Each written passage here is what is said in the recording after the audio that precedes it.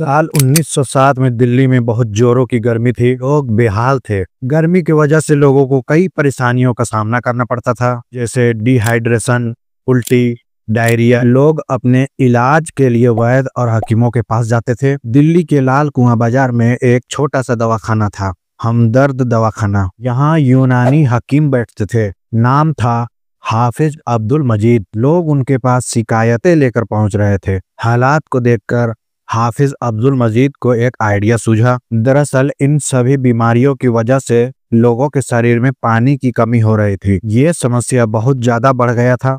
फिर हाफिज अब्दुल मजीद ने सोचा कि क्यों न ऐसी बूटी बनाई जाए जिससे पानी के साथ साथ शरीर के जरूरी न्यूट्रिशंस को भी पूरा किया जाए।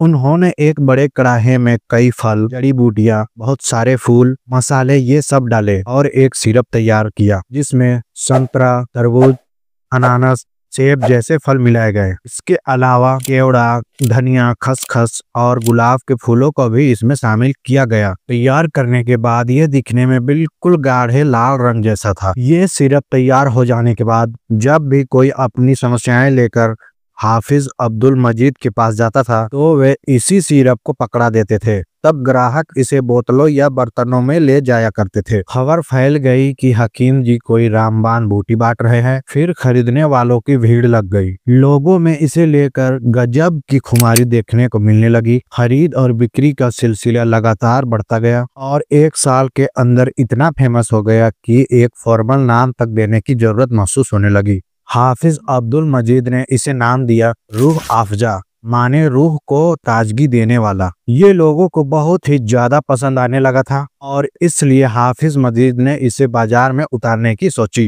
पुरानी दिल्ली के हौज काजी इलाके में एक प्रिंटिंग प्रेस वाले के पास गए और एक लेबल डिजाइन करवाया। इस पर रूह अफ़ज़ा को 3 भाषाओं में लिखा गया, हिंदी, इंग्लिश और उर्दू। आज भी इसकी पैकेजिंग में कोई बदलाव नहीं आया है। अब तक इस काम में उनका पूरा परिवार शामिल हो गया था। उनकी पत्नी राबिया बेगम, बड़े बेटे अब्दुल हमीद और छोटे बेटे मोहम्मद सईद सभी शामिल हो गए थे। तो इस तरह शुरुआत हुई रूह अफ़ज़ा की, जो आगे चलकर कई लोगों के फ्रिज तक, कई लोगों के गिलास तक और घरों घरों में पहुंचा। हाफिज मजीद की निगरानी में मैन्युफैक्चरिंग का काम शुरू हुआ। बाजार में पकड़ भी बन चुकी थी, पर साल 1922 में बदलाव आया जब हकीम मजीद का इंतकाल हो गया।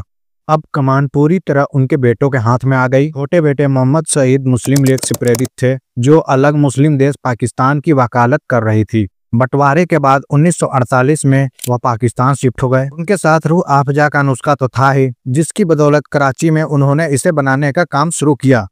इधर भारत में मूल कंपनी का काम बड़े बेटे अब्दुल हमीद संभाल रहे थे।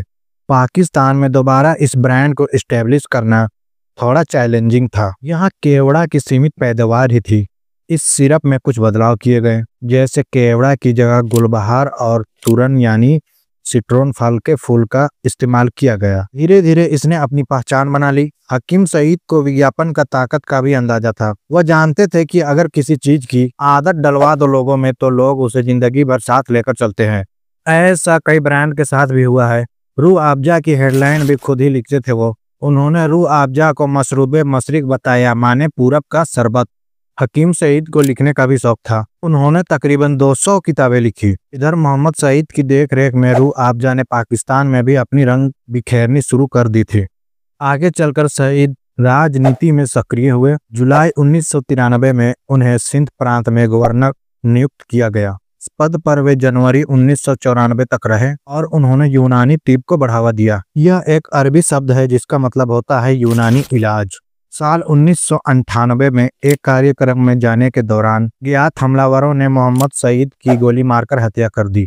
रूह अफ़ज़ा ने बंटवारे, लाइसेंस राज और फीजी ड्रिंक के दौर को भी देखा, पर इन सब के बीच भी इसका क्रेज बरकरार रहा।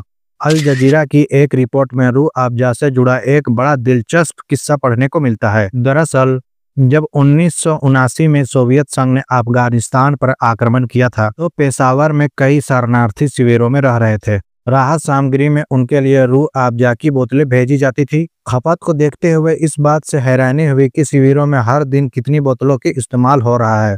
जांच कराई गई। जांच कराने पर पता चला कि अफगानों का रूह अफ़ज़ा पीने का अपना पसंदीदा तरीका था।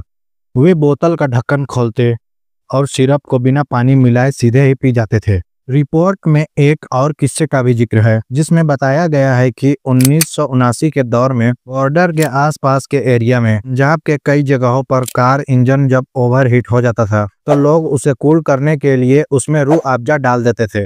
रूह अफ़ज़ा प्लॉट में तो कई वर्कर्स इसे रोटी में डालकर भी फाँक जाते थे। कराची, लाहौर की सड़कें हो या पुरानी दिल्ली की गलियाँ, हर जगह रूह अफ़ज़ा आपको शरबत के तौर पर शरबत मोहब्बत, लस्सी या फालूदा, कुल्फी पर सजी हुई दिख जाएगी। दशकों से भले ही भारत और पाकिस्तान के बीच संबंध खराब रहे हो, लेकिन इस ड्रिंक का अतीत दोनों देश साझा करते हैं। जैसे आज भी दोनों देशों में इफ्तार और ईद की मेजों पर रूह अफ़ज़ा के गिलास परोसे जाते हैं।